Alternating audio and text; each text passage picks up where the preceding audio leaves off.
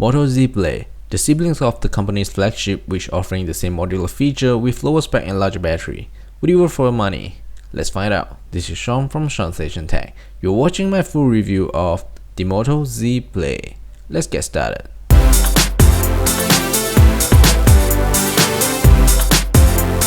Before we start, you can pause the video to check out the spec.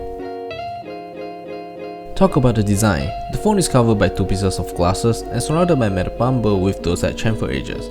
No doubt, this is one of the best build quality smartphones out there and I feel premium when holding in my hand. When we mention both sides of glasses, that also means it is a fingerprint magnet. But this can be solved easily, we'll talk more about that later. The button placement is not quite ergonomic, especially for a small hand like mine. I can hardly reach the volume up button by stretching my hand to the max. I don't feel comfortable about that. Although you might confuse among the volume rocker and power button when looking at their size, but Lenovo has actually done a sweet thing by putting the different surface for the power button, so you can actually find which is the power button without looking at it. Unlike the hybrid SIM slot that we usually see in other smartphones, we can actually put in two SIM cards and also a micro SD in Moto Z Play instead of giving up a SIM card slot for a micro SD card. If you are afraid of losing the 3.5mm headphone jack, well, you can get it at the bottom of Moto Z Play. Due to the thicker body, Lenovo is able to bring back the headphone jack which is missing in the slimmer brother Moto Z. And yes, it is a USB Type-C, the new standard. When we look at the back of the body, there are two things that people usually notice, the super big camera bump and the connector pins. It looks pretty weird for me, but I know, the bump is actually functioning as a point to align the Motomods and the connector pin.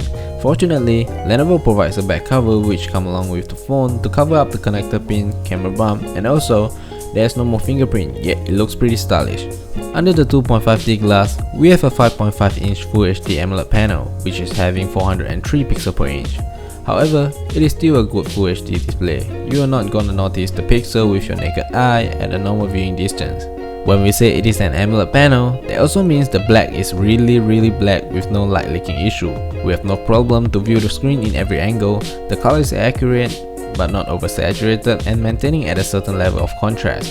It is a bit at the cooler side but just slightly. Unfortunately, there is no option to adjust the color temperature or change to sRGB mode. The brightness is doing well, no matter in indoor or under the direct sunlight. Anyway, I will not say this is the best AMOLED panel, but definitely it is above average. While I'm using this device as my daily driver, the day-to-day usage performance is snappy.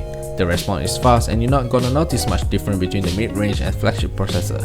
However, I feel some lags while playing the low graphic intensive game, but somehow it works quite well for the high intensive one, such as S-Power 8. I won't say it performs as good as a flagship device, but definitely it is not far behind. I'll leave a link down below for the gaming and battery performance review and it will show you how's the gaming experience on the low and high graphic intensive games. I'm not sure any others out there are having the same experience with mine, but at least it happens to my unit. This button, it is not a button, but just a fingerprint scanner and doesn't work as a home button. The fingerprint reading is accurate for more than 90% during our test period. The speed is fast, but not the fastest out there. It doesn't only can wake your screen up and unlock the device, it can also put your phone into sleep if you hold the scanner for a little longer. This is a standout feature and definitely I'm gonna miss this after I change my daily driver to the another. If you have noticed, we have not mentioned anything regarding the notification LED, it is simply because it doesn't have one. Just like previous model phones, they use Moto Display instead, and you can easily dismiss or check the notification by swiping down or up the screen. The earpiece also acts as a speaker. It is loud and clear, and more importantly, it is front-facing. Front-facing speaker is always better than the rear and bottom-firing speaker. One of the most interesting part of this phone is the Motomods.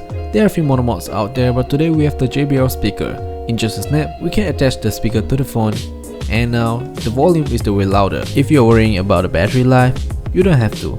The Motomods usually carry their own battery and from here, you can actually read the battery percentage left for the particular mods. By the way, I'm using the clock widget from the Moto Z Force. Other than the price point, people usually will take this into consideration when they are picking between Moto Z and Moto Z Play. It is the battery life. No doubt, the 3500 mAh of battery is huge enough to power this device. Together with the 625 processor, the battery life is amazing. It can last me through 1.5 to 2 days with a single charge. With my regular usage, it usually gives me around 6 hours of SoC. You can also visit the gaming and battery performance review of the Moto Z Play from the link down below to check out for more detail. Unlike the slimmer brother, this phone houses a 16MP rear camera with f2.0 aperture and dual-tone LED flash without OIS. In the past, Moto phone doesn't stand out in camera section, and unfortunately, this still happens today. The camera of Moto Z Play is just average. It performs quite well under the sunlight, but struggle a little bit in low light. The color is quite accurate with a bit of saturation. In overall, it can still get the job done. I have taken a few photos and it tends to be overexposed. It even happened on the forehead of this Nonya lady. Under the low light, it will take a little bit longer to trigger the shutter. It is probably due to the lacking of OIS, and the sensor needs a longer shutter speed to capture the light. We have 5MP front-facing camera with a single LED flash. Well, it doesn't really attract me because it usually creates some kind of weird lighting photo, but for some of you, it might be useful.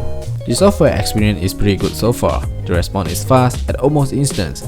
It is running Android 6.0.1 and I believe Nougat is on its way. The interface is clean, almost like a stock Android, but with a few useful tweaks by models such as wave your hand to trigger the Moto display, chop to turn on or off the flashlight, and twist the phone twice to open the camera app. One of the best decisions from Lenovo is they are actually using Google stock app as the default app.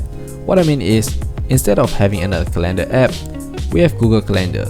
Instead of having another music player, we have Google Play Music. This is a pretty good move which can save out some storage for the user, and personally, I don't like too much of app appear in my app drawer which I don't use them regularly or even not at all. Moto Z Play is priced at 1799 Malaysian Ringgit, which equals to around 400 USD. You can pick one up from any Lenovo authorized retailer in Malaysia. In my opinion, Moto Z Play is a battery monster, which offers a long battery life and allows users to spend more time with a phone after a single charge. Together with the Snapdragon 625 chip, it creates a balance between performance and battery life. Its net average quality of photo, having above average AMOLED panel, and more importantly, is sharing the same ability of Moto Z to attach the Motomods. I personally feel the drawbacks for this phone would be the big camera bump and also exposing the connector pin, which makes the phone look a little bit weird. But of course, we can avoid this by putting on the backplate which comes along with. That's all for the full review. Like the video if you like it, dislike the video if you dislike it. You can leave your comments below to tell me your thoughts, and your feedback is always welcome. Lastly, don't forget to subscribe for more videos like this. Thanks for watching and you have a great day.